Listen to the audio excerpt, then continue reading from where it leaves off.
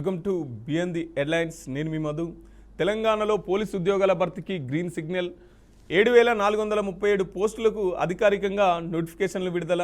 4 శాఖల్లో ఖాళీలు భర్తీకి వేర్వేరుగా 4 ప్రకటనలు. సివిల్స్లో భాగంగా అత్యధికంగా 3697 పోస్టులకు నోటిఫికేషన్. 19000 ఖాళీలుంటే 7437 పోస్టులకే నోటిఫికేషన్ ఎందుకంటూ నిరుద్యోగుల ప్రశ్న. మిగిలిన 11000 పైగా ఖాళీలను ఎప్పుడు భర్తీ చేస్తారని ప్రశ్నిస్తున్నారు. ఏళ్ల తరబడి కోచింగ్ తీసుకుంటున్న వారి కోసం ఈ అరకొర పోస్టులు సరిపోతాయా అని నిలదీత. 19000 ఖాళీలతో ఒకేసారి మెగా నోటిఫికేషన్ ఇవ్వాలని నిరుద్యోగ జేఏసీ డిమాండ్ చేస్తున్నటువంటి పరిస్థితి. రైట్, ఇక మనం ఇదే అంశాన్ని ఈరోజు చర్చించుకోబోతా ఉన్నాం. మనతో పాటు చర్చలో పాల్గొంటున్నారు వెంకట్ గారు, కాంగ్రెస్ నాయకులు, అలాగే నిరుద్యోగ జేఏసీ నాయకులు కొడంగల్ రవి గారు, అలాగే బీజేపీ నుంచి ముత్యాల తిరుపతి రెడ్డి గారు. రైట్, మనం కొడంగల్ రవి గారితో మాట్లాడదాం. రవి గారు, సరే, ప్రభుత్వం ఏర్పాటయింది, కొత్తగా ఏర్పాటయింది, 70,000 ఉద్యోగాలు ఇచ్చినామంటున్నారు. తర్వాత ఇప్పుడు 7,000 ఉద్యోగాలు ఇచ్చినారు, మళ్ళీ ఇస్తామంటున్నారు. ఇంకెందుకు ఇబ్బంది? అదే మీరు అడిగిన దానికి నేను డైరెక్ట్ ఆన్సర్ ఏం చెప్తానంటే, మరొకసారి మోసం చేసిండ్రు. ఎట్లా మోసం చేసినంటే 70,000 ఉద్యోగాలు అనేది మోసం. మరొకసారి అసలు 70,000 ఉద్యోగాలు అనేది మోసం. ఆ తర్వాత సాక్షాత్తు ముఖ్యమంత్రి గారే 15,000తో నోటిఫికేషన్ ఇస్తాము అని చెప్పేసి 15,000 పోలీసు ఉద్యోగులతో నోటిఫికేషన్ ఇస్తామని చెప్పారు. ఆ తర్వాత పాత డీజీపీ గారు 17,000 పైచిలకు ఖాళీలు ఉన్నాయి, వాటన్నిటి కూడా నింపుతామని చెప్పారు. నిన్నగాక మొన్న వచ్చిన కొత్త డీజీపీ గారు కూడా 19,200తో ఉన్నాయి, మేము వాటినన్నింటినీ కూడా ఫిల్ చేస్తామని చెప్పారు.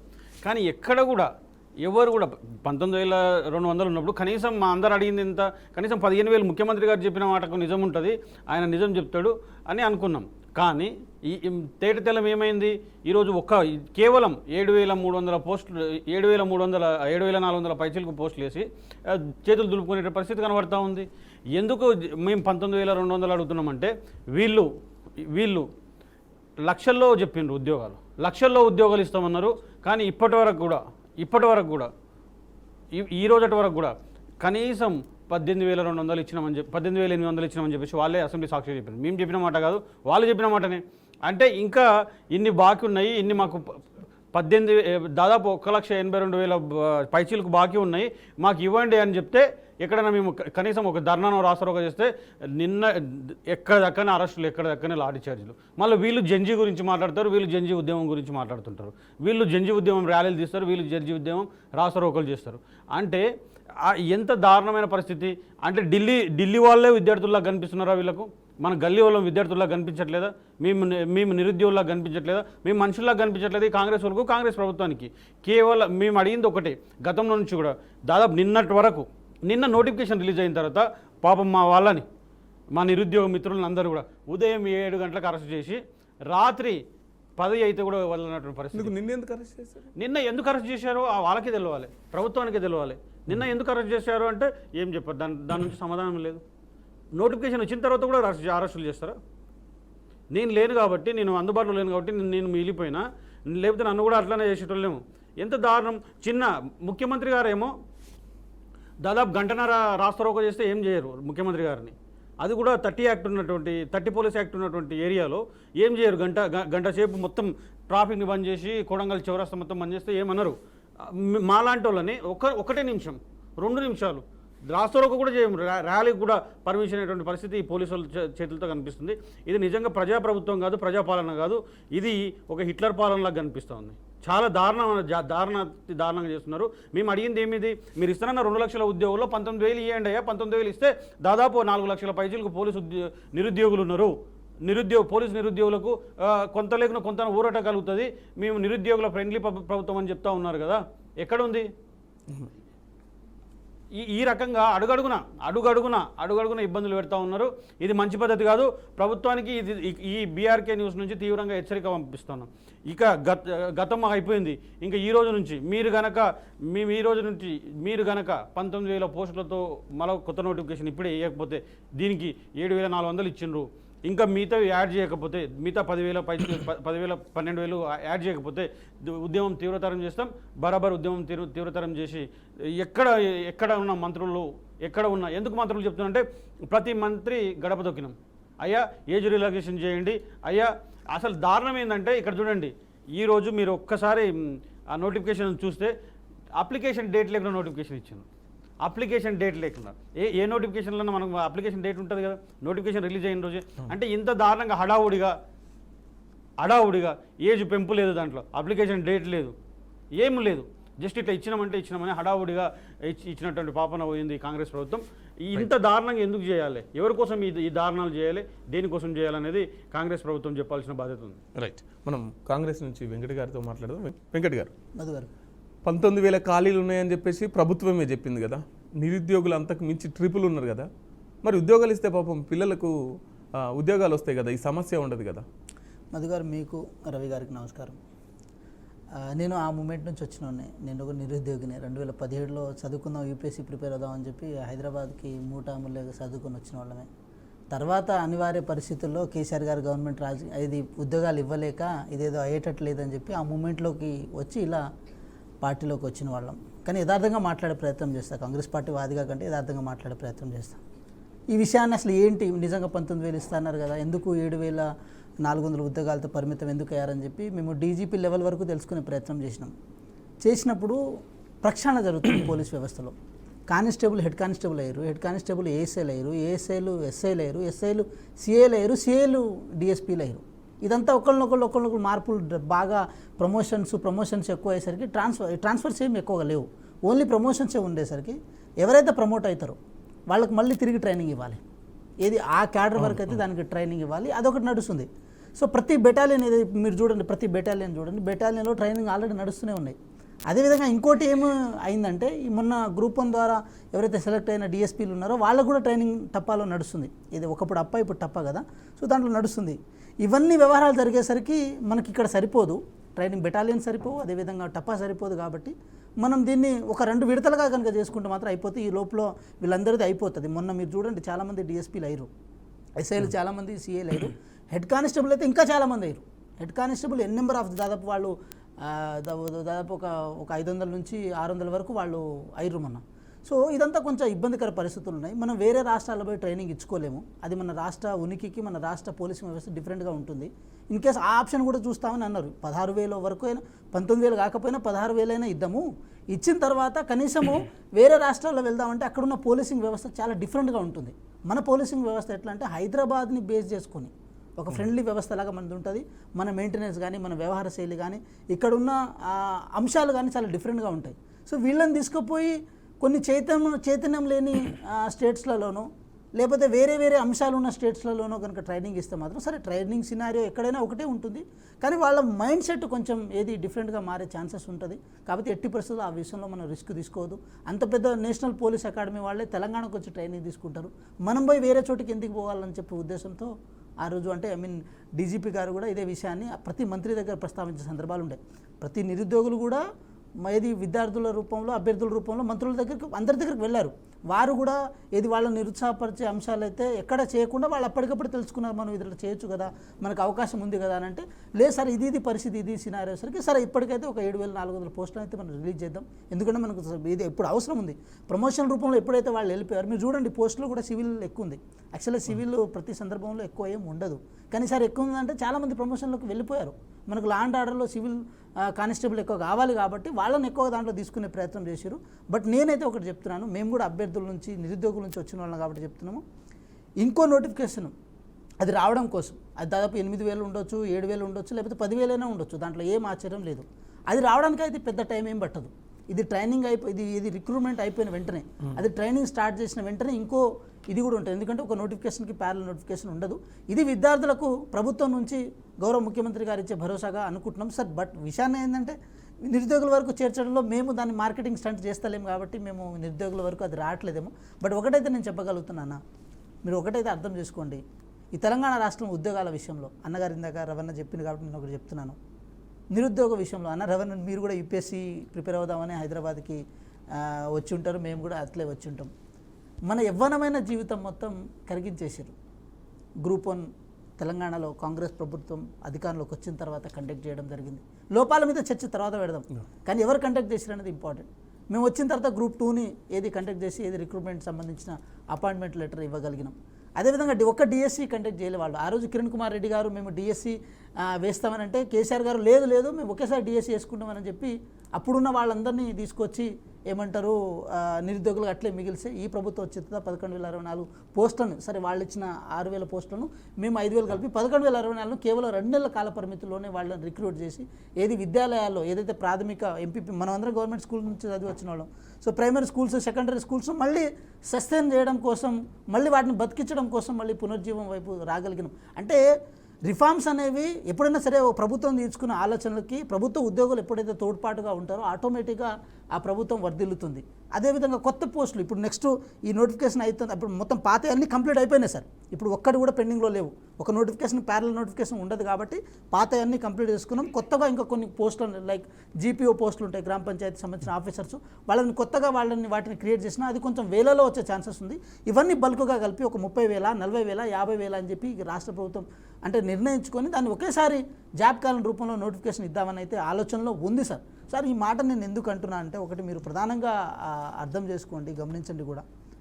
తెలంగాణ రాష్ట్రంలో అంటే ఎంత దారుణమైన పరిస్థితులు ఏర్పడంటే లీకేజ్ రూపంలో కూడా జరిగిన వ్యవహారాలు, అంటే చంపినోడే మళ్ళీ పాడే మోసినట్టు లీకేజ్ చేసి ప్రతి పేపర్ సార్, చాలా పేపర్లు నేను చదవగలుగుతాను, చాలా పేపర్ లీకేజ్ చేసుకుంటూ నిరుద్యోగులందరినీ వాళ్ళ జీవితాలని వాళ్ళ యవ్వనమైన అంశాలను అన్నీ ఆగం చేసి 20 సంవత్సరాలకి మేము ఉద్యోగాల ప్రిపరేషన్లో వద్దామనుకున్న వాళ్ళకి 30 సంవత్సరాలు అయ్యేలాగా చేసేది సార్.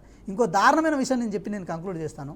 2014 కంటే ముందు ఉద్యమంలో చాలామంది పాల్గొనడం కోసం కొంతమంది ఏమంటారు పంచాయత్ సెక్రటరీలు, టీచర్సు, గ్రేడ్ 4 సంబంధించిన జాబ్లో ఉన్న వాళ్ళందరూ మేము రాజీనామాలు చేసి తెలంగాణ ఉద్యమంలో పాల్గొంటాం.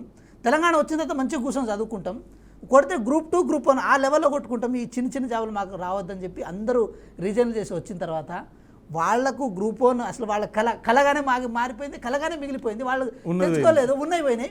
ఇంకోటి ఏంటంటే ఎంత దారుణం అంటే 2018 వరకు వాళ్ళు గ్రేడ్ 2నో గ్రేడ్ 1 గానో పంచాయత్ సెక్రటరీలు అయ్యేవాళ్ళు. కానీ 2018లో అదే పంచాయత్ సెక్రటరీలు జాబులు పడతాయి, దాదాపు 9,000 పోస్టులు పడితే అది 15,000 రూపాయలు శాలరీ. ఫస్ట్ అవుట్ సోర్సింగ్ బేస్లో అంటే ఏది కాంట్రాక్ట్ బేస్లో తీసుకుంటారు, 3 సంవత్సరాల తర్వాత దాన్ని రెగ్యులేట్ చేస్తామంటే గ్రేడ్ 1 అవ్వాల్సిన పంచాయత్ సెక్రటరీ 2014 కంటే ముందు రిజైన్ చేస్తే 2018లో అదే పంచాయత్ సెక్రటరీ జాబ్ చేసి 15,000 ఉద్యోగాలకి కొలుకెక్కిరు. 100లో ఉన్నారు సార్. అట్లా మళ్ళీ వాళ్ళు ఎట్లా వాళ్ళకంటే పైన గ్రేడ్ 1లో ఉన్న పంచాయత్ సెక్రటరీ కింద వీళ్ళు సబార్డినేట్గా పనిచేసిన సందర్భాలు ఉండే. అంటే ఎవరు నిధులు నీళ్లు నియామకాలనే అంశాన్ని ఎవరు నీరు గార్చారని చెప్పి ఒకసారి మనం ఆలోచించాల్సి వస్తే కేసీఆర్ గారిని ఇక మనం ఎట్లా ఉంచుకోవాలో అట్లా ఉంచుకోవాలి. రవి గారు అంటే ట్రైనింగ్ ఇవ్వడానికి అక్కడ ప్లేస్ కానీ ట్రైనింగ్ ఇవ్వడానికి ఇబ్బంది ఉంటుంది కాబట్టి కొంత వేసి మళ్ళీ కొంత ఎక్కువ కూడా టైం పట్టదు అంటున్నారు. దీన్ని ఆడలేక మధ్యలో కొట్టినట్టుంది. నేను ఆడుతుంటే కానీ మధ్యలో సరిగా లేదని అంటారు కదా, అట్లుంది. ఏంటంటే వీళ్ళ లోపం కొట్టొచ్చినట్టుగా కనబడుతుంది, వీళ్ళు వేయలేకపోతున్నారు, వీళ్ళకి చేతన అయ్యట్లేదు. ఆ చేతన అంశాన్ని ఏదో రిక్రూట్ చేసుకోవాలి, ఏదో వీళ్ళు ఇప్పుడు టప్పా గురించి చెప్పిండ్రు. టప్పాలో ఎట్ ఏ టైం 10,000 మంది కోసం రెడీగా ఉంటుంది, 10,000 మంది కోసం రెడీగా ఉంటుంది. ఇప్పుడు డిఎస్పీలు ఉన్నారు, డిఎస్పీలు ఎంత కొద్ది మంది ఉన్నారు, ఆ కొద్ది మందికి ట్రైనింగ్ నడుస్తూ ఉంటుంది, అది నడుస్తూ ఉంటుంది. ఒకేసారి గతంలో కానిస్టేబుల్స్కు మొత్తం కూడా టప్పాలు ఇవ్వరు, వివిధ కరీంనగర్లో ఇస్తారు, అట్లానే ఇక్కడ హైదరాబాద్లో ఇస్తారు, ఇంకా ఒక గద్వాల్లో ఇస్తారు, ఈ వివిధ ప్లేస్లలో ఇస్తుంటారు. ఇక ఒకే దగ్గర కానిస్టేబుల్ సబ్ ఇన్స్పెక్టర్లకు మాత్రం ఇక్కడ ఇచ్చేస్తుంటారు, ఎక్కడ టప్పాలో ఇస్తుంటారు. అంటే ఇది ట్రైనింగ్ అనేది అదంతా సాకు. వీళ్ళకి ఇవ్వడము నిరుద్యోగులకు ఉద్యోగాలు ఇవ్వడం వీళ్ళకి ఇష్టం లేదు. ఫస్ట్ ఆఫ్ ఆల్ నిరుద్యోగులకు ఉద్యోగాలు ఇవ్వడం ఇష్టం లేదు. ఇప్పుడు వెంకటన్న గారు చెప్తా ఉన్నారు, ఏమని చెప్తా ఉన్నారు, గ్రూప్ 1 మేము ఇచ్చినాము ఏమి ఇచ్చినాము, అమ్ముకున్నారు గ్రూప్ 1 అడ్డంగా, బరాబర్ అమ్ముకున్నారు, అడ్డదిడ్డంగా అమ్ముకున్నారు. అడ్డదిడ్డంగా అయ్యా 29 జియో వద్దంటే ఒక ఎస్టీ బిడ్డగా చెప్పమను. ఆ రోజు జియో 29 అడ్డుకున్నారు.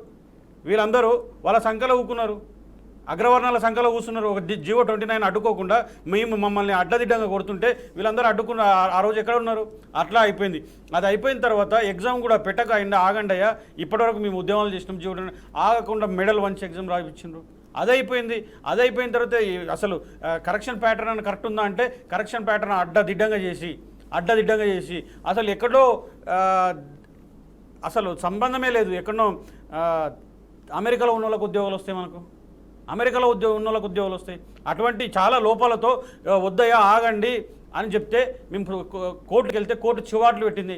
అసలు టీజీపీఎస్కి ట్రాన్స్పరెన్సీ లేదని చెప్పేసి అట్లా చివాట్లు పెడితే మా పైన కోట్ల రూపాయలు, 100 కోట్ల రూపాయలు పెట్టి లాయర్లను తీసుకొచ్చి, సుప్రీంకోర్టు లాయర్లను తీసుకొచ్చి మా పైన వాదించిండ్రు. వీళ్ళ మా గురించి చెప్పేది అడ్డదిడ్డంగా ఇచ్చేసి ఆ రాత్రి 1 గంటలకు దొంగలాగా రిజల్ట్ ఇచ్చిండ్రు. అదే కాదు, ఇప్పుడు గ్రూప్ 2 విషయంలో కూడా చాలా చాలా చాలా డిమెరిట్స్ ఉన్నాయి. ఏ ఎగ్జామ్ కరెక్ట్ నిర్వహించిందో ఒక ఎగ్జామ్ చెప్పమనండి. ఒక్క ఎగ్జామ్ ట్రాన్స్పరెంట్గా నిర్వహించడం, ట్రాన్స్పరెన్సీ ఉంది మా ఎగ్జామ్లో అని ఒక్క ఎగ్జామ్ పేరు చెప్పండి. దానికి కట్టుబడి ఉంటాం. అసలు ఎక్కడ లేదు అదొకటి. ఇంకోటి ఏం చెప్తున్నారు, పోలీస్ వ్యవస్థ మనది ఫ్రెండ్లీ పోలీస్ వ్యవస్థ. నిజమే, మన ఫ్రెండ్లీ పోలీస్ వ్యవస్థనే. ఎంత ఫ్రెండ్లీ పోలీస్ వ్యవస్థ అంటే ఉదయం 4 గంటలకు అరెస్ట్ చేసేంత ఫ్రెండ్లీ పోలీస్ వ్యవస్థ, రాత్రి 1 గంటల వరకు కూడా స్టేషన్లో పెట్టుకున్నటువంటి ఫ్రెండ్లీ పోలీస్ వ్యవస్థ. ఇక్కడ అన్నీ వీళ్ళు ఆడలేక, వీళ్ళు వేయడానికి చేతగాక, అసలు చేత కాదు అని చెప్పండి, అంతేగాని మేము ఇది ఉంది అది ఉంది మేము ఇట్లా చేస్తాం, మీరు చేయలేరు. ఎందుకు చేయలేరంటే 2 లక్షలు మీరు ఇప్పుడు కూడా మీ మీద అస్సలు నమ్మకం లేదు. 2 లక్షల ఉద్యోగాలు ఇస్తానని ఇప్పటి వరకు కూడా కేవలం 18,000 మాత్రమే ఇచ్చిండ్రు. అది నేను చెప్పింది కాదు, అసెంబ్లీ సాక్షిగా మీ మంత్రులే చెప్పింది. అది కూడా 18,000 ఇచ్చి ఇంకా 1,82,000 ఉద్యోగాలు మాకు బాకీ ఉన్నారు. ఇప్పటివరకు అది కూడా చేయలేదు. మిమ్మల్ని ఎట్లా నమ్మాలి? సాక్షాత్తు చదువుల తల్లి ఉస్మానియా యూనివర్సిటీ సాక్షిగానే ముఖ్యమంత్రి గారు కేవలం మాకు సర్పంచ్ ఎలక్షన్లు అయిపోయినప్పుడే మీకు 40,000 ఉద్యోగాలు ఇస్తా అని చెప్పిండు. ఈ రోజటి వరకు సర్పంచ్ ఎలక్షన్లు అయిపోయినాయి, మళ్ళీ అయిపోయి కూడా దాదాపు 6 నెలలు అయిపోతుంది. రైట్. ఇప్పటి వరకు కూడా లేదు. అంటే వీళ్ళ మీద నమ్మకం లేదు, వీళ్ళ మీద అసలు నమ్మకమే లేదు. వీళ్ళ రేపు ఉద్యోగాలు వేస్తారనేది కూడా నమ్మకం లేదు. బరాబరి ఇప్పుడే 19,000తో నోటిఫికేషన్ రావాల్సిందే. దానికోసమే మేము ఉద్యమిస్తాం. రైట్. వెంకట్ గారితో మాట్లాడదాం. వెంకట్ గారు, 2 లక్షల ఉద్యోగాలు అని చెప్పారు కదా, 2.5 సంవత్సరాలు అవుతుంది కదా, మరి సగమన్న రావాలి కదా. 70,000 ఉద్యోగాలు అని అంటున్నాం కదా. ఎందుకంటే ఒకటి నేనేమంటున్నా, ఒకటి మీరు అర్థం చేసుకోండి. ప్రధానంగా ఇప్పుడు నేను ఒక చిన్న ఎగ్జాంపుల్ చెప్తాను. మెట్రో ఉంది, స్టార్ట్ చేసింది కాంగ్రెస్ గవర్నమెంట్, ఓపెన్ చేసింది ఎవరు? BRS government. అప్పుడు దాన్ని ఓపెన్ చేశారు. అప్పుడు మమ్మల్ని పిలిచిరా వాళ్ళు ఓపెనింగ్కి? గవర్నమెంట్ పాలసీస్లో అట్లా ఏముండదు. ఇప్పుడు నోటిఫికేషన్ ఇవ్వడం గొప్ప అని అసలు మేము అనుకుంటూనే లేము, ఉద్యోగాలు ఇచ్చుడు గొప్ప అని అంటున్నాం మేము. ఇప్పుడు ఉప ఎన్నికలు వచ్చిన ప్రతి సందర్భంలో, ఎమ్మెల్సీ గ్రాడ్యుయేట్ ఎమ్మెల్సీ ఎలక్షన్స్ వచ్చిన ప్రతి సందర్భంలో బీఆర్ఎస్ పార్టీలో ఉన్న ఎవరో ఒక పెద్ద మనిషి, హరీష్ రావు గారో లేకపోతే కేటీఆర్ గారో లేకపోతే కేసీఆర్ గారు కొంచెం తక్కువ చెప్పారు, ఏది అసెంబ్లీ వేదికగా మాత్రమే చెప్పారు. వీళ్ళు ప్రతి ఎన్నికల్లో హుజురాబాద్ ఎలక్షన్ పోగానే నెక్స్ట్ నోటిఫికేషన్ వస్తూనే ఉంది, ఎదుగుదిగో పడుతుంది, అదే ఎదుగో పడుతుంది అని చెప్పిన సందర్భాలు ఉండే. సో నోటిఫికేషన్ పడడం ఏదైతే ఉందో అది నోటి మాటకే పరిమితమైన సందర్భంలో ఏది అభ్యర్థులు ఎవరైతే అభ్యర్థులు ఉన్నారో అభ్యర్థులు మాత్రమే కాదు, వాళ్ళ ఆస్పిరెంట్స్ రూపంలో వాళ్ళు ఉన్న తర్వాత వాళ్ళకు అపాయింట్మెంట్ లెటర్ రూపంలో ఇవ్వడమే వాళ్ళ జీవితంలో ఇది. సో నేనేమంటున్నా, ఒకటి అన్న ఎగ్జామ్ మేమే కండక్ట్ చేసాము,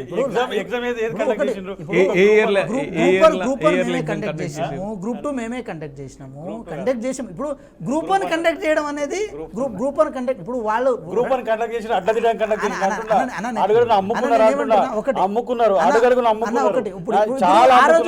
కేటీఆర్ గారు రవణ ఒక్క మాట నాకు కొంచెం అవకాశం రవణ మాట్లాడినప్పుడు నేను ఒక్క మాట కూడా మాట్లాడాను. నాకు ఈ రాష్ట్రంలో ఉన్న నేను నిరుద్యోగులను కూడా అన్నాను, అభ్యర్థుల మీద నాకు సంపూర్ణమైన నమ్మకం విశ్వాసం అది ఉంది. ఎందుకంటే నేను అక్కడి నుంచి వచ్చినా కాబట్టి చెప్తున్నా.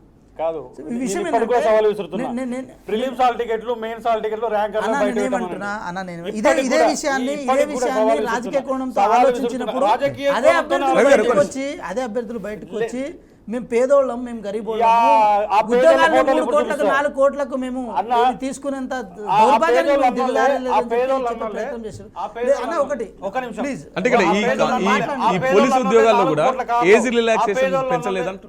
ఒకటి విషయం ఏంటంటే అది విధానపరమైన నిర్ణయంగా మనం చూడాల్సిన అవసరం ఉంది. దాన్ని మనం ఇంకా ఏమంటారు లోతుగా నేను దాన్ని చెప్పడం కంటే అది ఇంకా వాళ్ళు విధానపరంగా వాళ్ళు చెప్పాల్సిన అవసరం అయితే ఉంది. కొన్ని విషయాలు పరిధి కూడా ఉంటుంది. బట్ నేనేమంటున్నా అంటే, ఒకటి నేను గతాన్ని గతంతో కంపేర్ చేసుకొని విషయాల్ని మీకు చెప్పే ప్రయత్నం చేస్తున్నా. సరే, కాంగ్రెస్ పార్టీగా కంటే ఫస్ట్ ఆఫ్ ఆల్ నేను నిరుద్యోగిగా నేను ఇటు వచ్చిన కాబట్టి నేను ఆ విధంగా మాత్రమే చెప్తున్నా. అంటే ఈ రాష్ట్రంలో ఉన్న అభ్యర్థుల విషయంలో, విద్యార్థుల విషయంలో వాళ్ళ జీవితం మీద బురద జల్లే రూపంలోనో వాళ్ళ ఏదైతే ఉందో, ఇప్పుడు ఫర్ ఎగ్జాంపుల్ నేను చిన్న మీకు ఎగ్జాంపుల్ చెప్పాలి. ఎట్లా అంటే అండి, ఇప్పుడు ఒక నోటిఫికేషన్ పడింది అనగానే 6 నెలలు టార్గెట్ ఏ అభ్యర్థికైనా. 6 నెలలు ఏమంటారు కానీ నోటిఫికేషన్లు పడడము, అప్లై చేసుకోవడము, ఎగ్జామ్ రాయడము, అదేవిధంగా రిజల్ట్ కోసం వెయిట్ చేయడం. ఈ 6 నెలల కోసం ఊళ్ళో ఏం చేస్తామంటే ఒక 50,000 మిత్తికి తీసుకొస్తాం, ఒక 20,000 కోచింగ్ సెంటర్లకి, 5,000 నెల చొప్పున హాస్టల్ కడితే దాదాపు 30,000 అటు ఖర్చు అవుతుంది. సరే పైన ఒక మిస్లీనియస్ ఖర్చుల కోసం ఒక 10,000 రూపాయలు, సరే తర్వాత మమ్మీ డాడీ పంపిస్తారు వేరే లెక్క, 2 రూపాయలకో 3 రూపాయలు మిత్తికి తీసుకొస్తారు. 6 నెలలకి ఇక్కడికి వచ్చేస్తాం. తర్వాత లాస్ట్ మినిట్లో ఏదో చిన్న ఇబ్బంది అవుతుంది, మళ్ళీ ఇంటికి వెళ్ళడానికి లేదు మదన్న, వచ్చినామంటే ఇక్కడ బీస్పించుకొని కూర్చోవాల్సిందే. మళ్ళీ ఇంటికాడ ఫోన్ చేసి 6 నెలలు అయిన తర్వాత మళ్ళీ ఇంటికాడ ఫోన్ చేసి అమ్మా నాన్న 6 నెలలు అయిపోయింది, ఇంకో నోటిఫికేషన్ కొంచెం డిలే అయ్యేటట్టుంది, లేకపోతే పేపర్ లీకేజ్ జరిగింది, లేకపోతే ఇంకో వ్యవహారం జరిగింది, నోటిఫికేషన్ ఇస్తా అంటుంది కానీ మళ్ళీ వెనక్కి ఏమంటారు మాట వెనక్కి తీసుకుంది ప్రభుత్వం అని చెప్పి ఆ ఉన్న కోచింగ్ సెంటర్ని ఒక్క నిమిషం ఆ కోచింగ్ సెంటర్లు బాగుపెట్టే ప్రయత్నంలో భాగంగా వాళ్ళు మళ్ళీ ఫోన్ చేస్తే ఆ 6 నెలలకు మిత్తికి మళ్ళీ ఇది ఇంకో విధంగా ఇంకో 50,000 ఇంకో 60,000 అట్లా తీసుకొచ్చి మొత్తం 1,00,000 2 లక్షలు. ఒక్క నిమిషం నేను చెప్తున్నా జరిగిన పరిణామాలను నేను చెప్పే ప్రయత్నం చేస్తాను. జరిగిన పరిణామాలను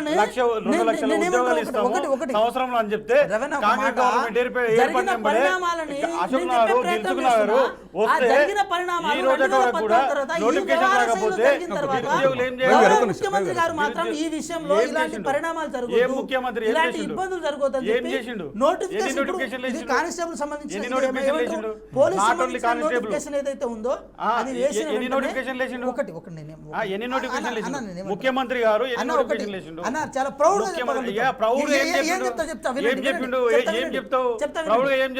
ఎల్బీ స్టేడియం వేదిక 70,000 ఉద్యోగాలు అపాయింట్మెంట్ లెటర్ ఇచ్చారు అంతే. 70,000 ఉద్యోగాలకు అపాయింట్మెంట్ లెటర్ ఇచ్చారు చెప్పండి. తెలంగాణ ఏర్పడ్డ తర్వాత అసలు అపాయింట్మెంట్ లెటర్ మాత్రం ఇచ్చిండు. అపాయింట్మెంట్ లెటర్ ఇచ్చి సరే ఒకటే సూటి క్వశ్చన్ ఒకటే నేను డైరెక్ట్ ఇస్తున్నా. సరే మీరు మేనిఫెస్టో వచ్చినప్పుడు 2 లక్షల ఉద్యోగాలు ఇస్తామన్నారు కదా, మేనిఫెస్టో రాకన్నా ముందు నోటిఫికేషన్లో మీరు కలుపుకుంటున్నారా లేకపోతే మేనిఫెస్టో వచ్చిన తర్వాత కలుపుకుంటున్నారా? ఒకటి మీరు చెప్పండి, మీరు డైరెక్ట్ ఒకటే సూటి క్వశ్చన్. నేను మళ్ళీ ఇంకోటి చెప్తాను ఒకటే డైరెక్ట్ ఆన్సర్ చెప్పండి. నేనేమంటున్నా ఈ 70,000 ఉద్యోగాలతో పాటు 70,000 ఉద్యోగాలు అసలు ఇవ్వలేదు, క్లెయిమ్ చేసుకోకండి, ఫాల్స్ క్లెయిమ్. ముఖ్యమంత్రి గారు మంత్రులు, ఒక మంత్రి 70,000 అంటాడు, ఇంకో మంత్రి 60,000 అంటారు, ఇంకో మంత్రి అసలు అదంతా ఫాల్స్ క్లెయిమ్. ఇంకొక ఆయన మీకు తెలిసిన రవి గారు నేనేమంటున్నా, ఇంకో మంత్రి లక్ష అంటారు. ఒక నిమిషం, మీరు యూపీఎస్సీ 5-6 మార్కులతో వెళ్ళిన వాళ్ళు, మీకు ఏది ఇక్కడున్న ప్రతి అంశం మీద మీకు ఇది ఉంటే సరే నిరుద్యోగ మూవ్మెంట్లోకి వచ్చిన తర్వాత మీరు వాళ్లకు రిప్రజెంటేషన్గా మాట్లాడాల్సిన అవసరం ఉంది, నేను దాన్ని తప్పు పట్టను. కానీ నేనేమంటున్నా అంటే ఒకటి 2 లక్షల ఉద్యోగాలు అది కంటిన్యూస్ ప్రాసెస్ లో జరుగుతూనే ఉంటుంది. సంవత్సరం ఆగలేదు, ఇంకా ప్రభుత్వం వచ్చి సంవత్సరం కాలేదా? ఒకటి మీరు చెప్పండి, ఒక నోటిఫికేషన్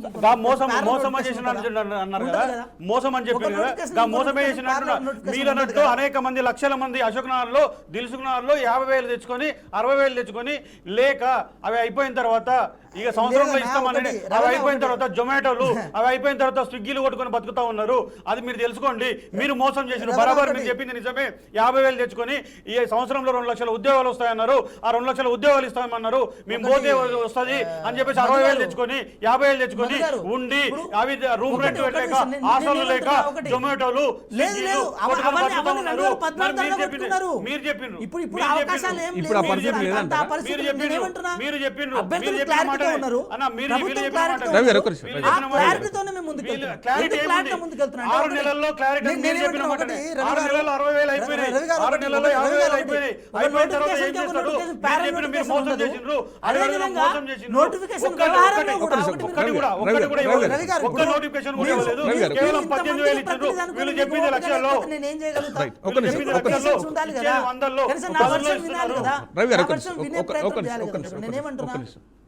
మధు గారు నేనేమంటున్నా అంటే ఒకటి మీరు అర్థం చేసుకోండి, అసలు 18,000 ఉద్యోగాలు ఇచ్చి 2 లక్షల ఉద్యోగాలు సంవత్సరంలోనే ఇస్తా అన్నారు. 2.5 సంవత్సరాలు అవుతుంది, ఇప్పటికి 18,000 ఉద్యోగాలు ఇచ్చారని చెప్పేసి స్పష్టంగా చెప్తున్నారు. మధు గారు కనీసం ఒక ఎగ్జామ్ని కూడా నిక్కచ్చిక నిబద్ధతో ట్రాన్స్పరెన్సీతో కండక్ట్ చేయలేని గత బీఆర్ఎస్ ప్రభుత్వం ఇప్పుడు దాంతో పోటీ పడకండి, అభివృద్ధిలో పోటీ పడకండి.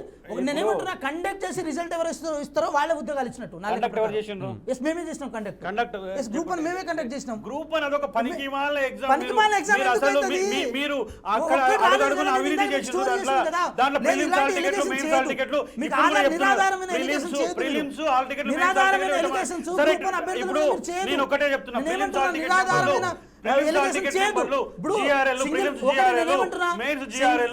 హైకోర్టు సంబంధించిన జడ్జిమెంట్ ప్రకారము ఏదైనా సరే ఒకటి మధు గారు బయటికి నేను చెప్తా వినండి.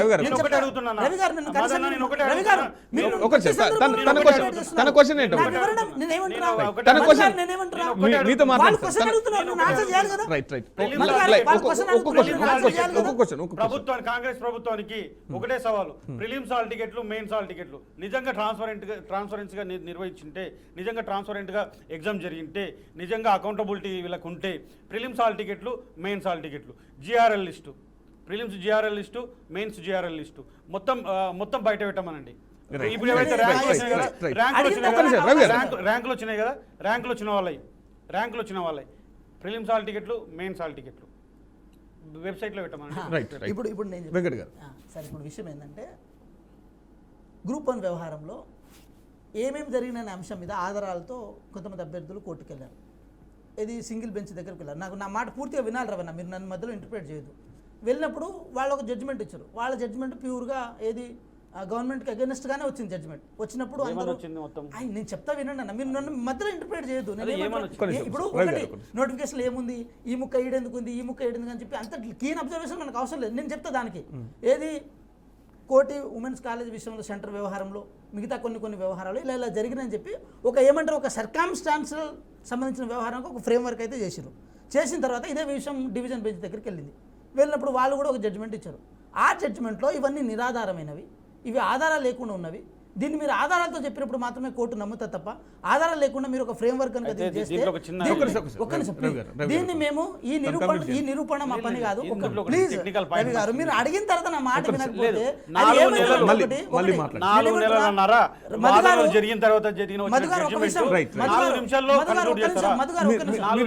మధు గారు ఒక వర్షన్ రైట్ అనిపించవచ్చు, నాకు రాంగ్ అనిపించవచ్చు, లేకపోతే అన్నకు అది వేరే రకంగా అనిపించవచ్చు. కానీ ఎవరి వర్షన్ అయినా అది ఇక్కడ వ్యక్తపరచడానికి నాకు అవకాశం కల్పించినప్పుడు నా అంశం నేను వ్యక్తపరుస్తాను. నేనేమంటున్నా, తర్వాత డివిజన్ బెంచ్ జడ్జిమెంట్ వచ్చిన తర్వాత ప్రభుత్వాలు ఇది ముందు కలిగి వాళ్ళకు ఉద్యోగాలు ఇచ్చి వాళ్ళకి ట్రైనింగ్ ప్రాసెస్లో పంపించేసినాయి. నేనేమంటున్నా అంటే మధు గారు, ఎంత పెద్ద తోపు గవర్నమెంట్లు అయినా ఏదైతే కోట్లకు సంబంధించిన వ్యవహారంలో ఏది వాళ్ళని దాటి డిసిషన్ తీసుకోవడానికి లేదు. 100% ఏది ఉన్నా సరే కోర్టుల దగ్గర అది నిజమా అబద్ధమా తేలుతుంది. దూత్ పానికా పాని తేలుతుంది. తేలిన తర్వాత వ్యవహారం బయటకు వస్తుంది.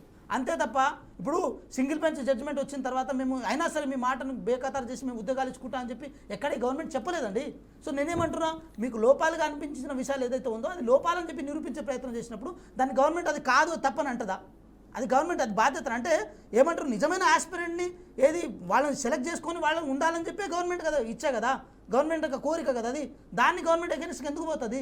సో కాబట్టి నేను ఏమంటున్నా అంటే ఏదైనా సరే మీరు కూడా చదువుకొని స్థాయిలో వచ్చిన వాళ్ళు, నాకు మీ మీద సంపూర్ణమైన గౌరవం ఉంది.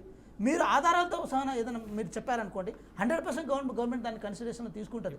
అంతే తప్ప ఇప్పుడు డిబేట్లో నేనేమంటున్నా, డిబేట్లో పెట్టే అంశాలను, డిబేట్లో మాట్లాడే అంశాలు ఏ కోర్టులు పరిగణలోకి తీసుకోవు. అయితే నేను చెప్పాల్సింది ఏంటంటే 4.5 నెలలు సుదీర్ఘ విచారణ తర్వాత వచ్చిన జడ్జిమెంటు 2 నిమిషాల్లో డివిజన్ బెంచ్ కింద 2 నిమిషాలు 4 నిమిషాల్లో కేసు కొట్టేయడమైంది. ఎంత దారుణం అంటే మనం ఇప్పుడు కోర్టులో దానికి వెళ్ళొద్దు కాబట్టి మనం వెళ్ళొద్దు. సరే, ఆ విషయాలు మనం మాట్లాడదు. కానీ బరాబరి 100% ఏదో ఒక రోజు తప్పనేది బయటకు వస్తుంది. మేము ఇప్పుడు ప్రతిపక్షాలను కూడా అడుగుతున్నాం, దాని మీద ఎక్కడ వెళ్ళినా కూడా మీ బీఆర్ఎస్ వాళ్ళని కూడా అడుగుతున్నాం, ప్రతిపక్షంగా ఉంది కాబట్టి మీరు మీ గవర్నమెంట్ వస్తే సిబిఐ ఎంక్వైరీ చేస్తారా దానిపైన అని అడుగుతా ఉన్నాం. సరే, అది పక్కకెడితే ముందుగా ఇప్పుడు పోలీసు ఉద్యోగాల గురించి మనం మాట్లాడుకోవాల్సిన అవసరం ఉంది. అది ఇప్పుడు పక్కకెడితే ఎందుకు ఈ పోలీసు ఉద్యోగాలను ఎందుకు లక్షల్లో చూపుతారు, లక్షల్లో ఇస్తామంటారు, ఖాళీలు వేలలో చూపుతారు, ఇచ్చేది 100ల్లో, ఫైనల్ నోటిఫికేషన్ వచ్చేది 10ల్లో. ఇంత మోసం జరుగుతూ ఉంది. పొల్యూషన్ కంట్రోల్ బోర్డులో దాదాపు 200 ఖాళీలు ఉన్నాయి. వీళ్ళు ఇచ్చింది ఎంత తెలుసా? 18 ఖాళీలు ఇచ్చింది. అసలు ఎట్లా అంటే 100ల్లో 1000 ప్రతి నోటిఫికేషన్ అంతే. ఇప్పుడు గ్రూప్ 2 కూడా దాదాపు 2000 పైసలు ఖాళీలు ఉన్నాయి. నాకు తెలిసి 200-300 ఇస్తారు. గ్రూప్ 1 కూడా దాదాపు 500 నుంచి 600 ఖాళీలు ఉన్నాయి. ఏదో 50-60 ఇస్తారు. వీళ్ళ విధానం ఎట్లుంది? నేను ఈ రోజు చెప్పలే, గతం నుంచి కూడా చూస్తూ ఉన్నాం. మొత్తం వీళ్ళు ఇచ్చింది 18,000 ఖరాఖండిగా మళ్ళీ కూడా చెప్తున్నా 18,000. 1,82,000 ఉద్యోగాలు బాగుండదు. వెంకటన్న చెప్పినట్లు 60,000 అప్పు తీసుకొచ్చినాం. నిజంగా నిరుద్యోగి బాధ తెలుసు కాబట్టి 60,000 అప్పు తీసుకొచ్చి ఇక్కడ దిల్సుకున్నారులో కూర్చున్న వాళ్ళు ఉన్నారు. ఆ 60,000 అప్పు ఎందుకోసం తీసుకొచ్చిండ్రు? మా ముఖ్యమంత్రి గారు సంవత్సరంలో 2 లక్షల ఉద్యోగాలు వేస్తానన్నాడు, వేయలేదు.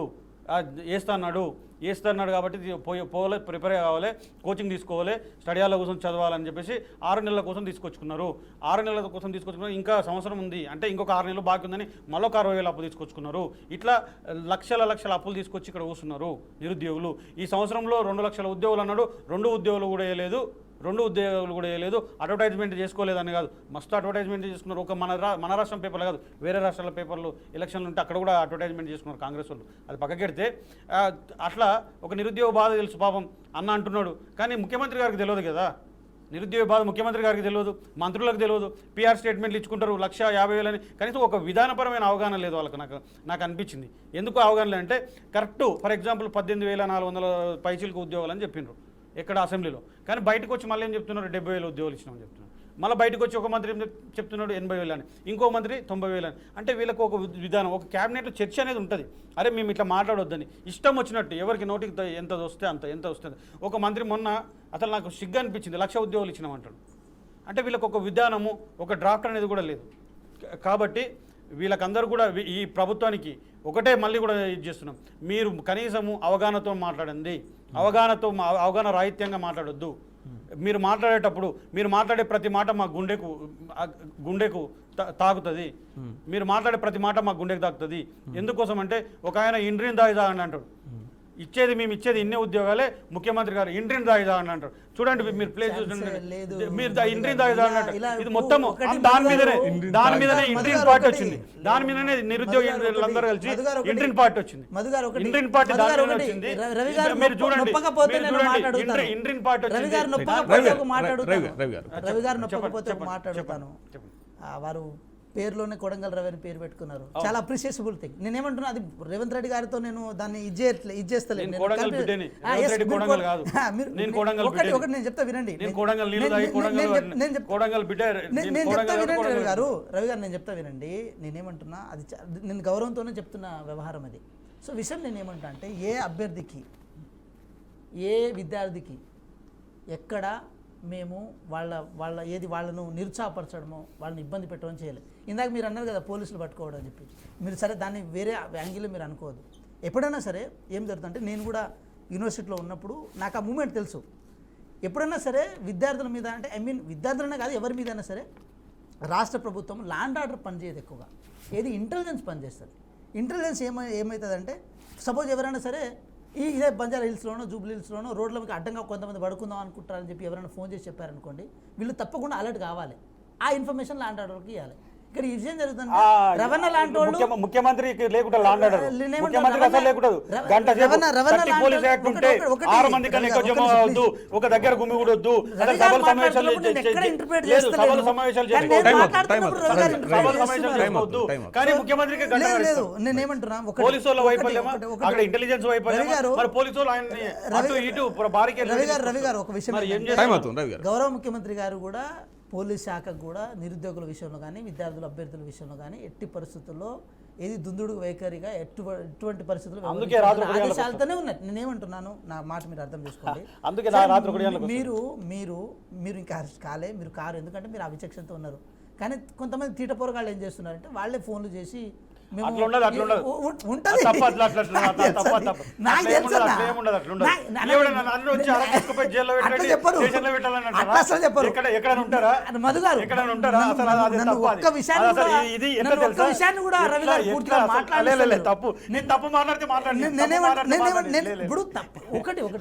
నేనేమంటున్నా, నేను యూనివర్సిటీలో LLB చదువుకున్నా, LLM చదువుకున్నా. అంటే నాకు లా మీద అయ్యో నేనేమంటే పిల్లలు చేయడం కాదండి.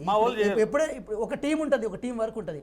ఆ టీంలో ఎవరో ఒకళ్ళు తీటోళ్ళు ఏం చేస్తారంటే, ఇంటెలిజెన్స్ వాళ్ళకి డైరెక్ట్ వాళ్ళ నెంబర్ ఉంటుంది, ప్రతి ఒక్కరి దగ్గర కాంటాక్ట్ నెంబర్ ఉంటుంది.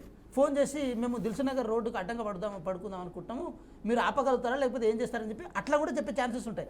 సో నేను అలాగని చెప్పి అట్లా విద్యార్థులు ఎవరు అరెస్ట్ పోలీసులతో ఉండాలి, ఇప్పుడు స్టడీ హాల్లో ఉండాలనుకున్నాం. ఏంటంటే ఎప్పుడన్నా ఏం చెప్తుంటే ఏడన్నా స్టడీ హాల్ అని చెప్తుంటే ఏడుందంటే స్టడీ. ఇప్పుడు ఏముందంటే ఎవరైనా ఫోన్ చేసి అడిగితే కూడా మేము పోలీస్ స్టేషన్లో ఉన్నామని చెప్తున్నాం. అంటే స్టడీ హాల్ కన్నా పోలీస్ స్టేషన్లోనే ఎక్కువ. మధు గారు ఒక విషయం ఏంటంటే వీళ్ళు అది ఆర్టిఫిషియల్ గా ఉంటుందా న్యాచురల్ గా ఉంటుందా అని చెప్పి కొన్ని పరిస్థితులను బట్టి మనం అర్థం చేసుకోవచ్చు. నేనేం నాకు రవి గారు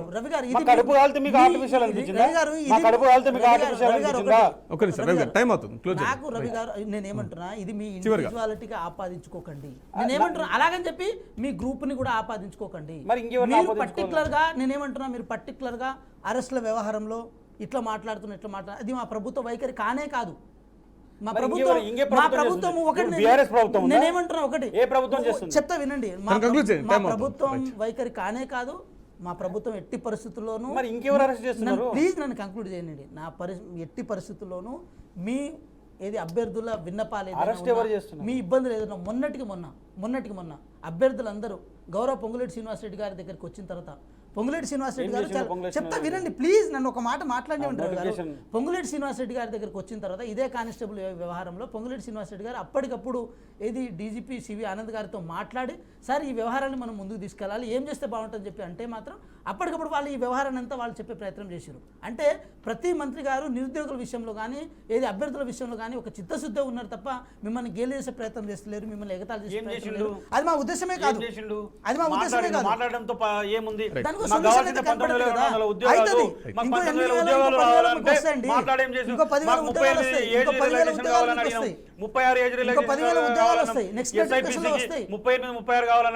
ఏది చేసిండ్రు, ఏం చేసిండ్రు? పొంగులేటి శ్రీనివాసరెడ్డి గారు 10,000 ఉద్యోగాలు వస్తాయి.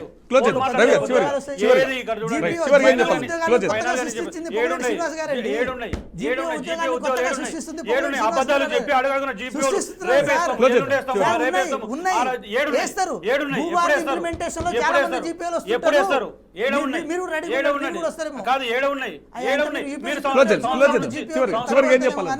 సంవత్సరం నుంచి అదే చెప్తున్నా, సంవత్సరంన్నర నుంచి అసలు వీళ్ళు అడగడుగున అబద్ధాలు చెప్పి పూట గడుపుకుంటున్నారు. కాంగ్రెస్ ప్రభుత్వం అడగడుగున అబద్ధాలు చెప్పి పూట గడుపుకుంటుంది. ఎక్కడ కూడా నోటిఫికేషన్లు లేవు. ఇప్పుడు కూడా పొంగులేటి శ్రీనివాసరెడ్డి గారు ఏం చేసిండ్రు? పోయినరు మా అభ్యర్థులందరూ పోయినరు. చివరిగా ఒకటే మాట, బరాబరి పోలీసు ఉద్యోగాల్లో 19,000 పోస్టులు వేసే వరకు మా ఉద్యమం ఆగదు. దాంతోపాటు అదొకటే కూడా కాదు, దాంతోపాటు 1,82,000 ఉద్యోగాలు మాకు ఈ బాకీ ఉన్నాయి. ఆ బాకీ ఉన్న ప్రతి ఉద్యోగము, ప్రతి అభ్యర్థి 1,82,000 ఉద్యోగాలు మాకు బాకీ ఉన్నారు. ఆ బాకీ తీర్చేంత వరకు కూడా పోరాటం కొనసాగుతుంది. వీళ్ళు వీళ్ళ అబద్ధపు హామీలపైన, వీళ్ళ అబద్ధపు మాటలపైన, ఇలా మోసాలపైన మా పోరాటం కొనసాగుతూనే ఉంటుంది. వీళ్ళు చేసేంత వరకు మేము వదిలేదే లేదు కాంగ్రెస్. రైట్, థ్యాంక్ యూ అండి ప్యానల్లో పాల్గొన్నటువంటి పెద్దలందరికీ థ్యాంక్ యూ అండి. సో చూసాం కదండి, ఇది వాళ్ళ బియాండ్ ది హెడ్లైన్స్. రేపు వచ్చే బియాండ్ ది హెడ్లైన్స్లో మళ్ళీ కలుసుకుందాం. అప్పటిదాకా చూస్తూనే ఉండండి బీఆర్కే న్యూస్ తెలుగు సత్తా. Thank you.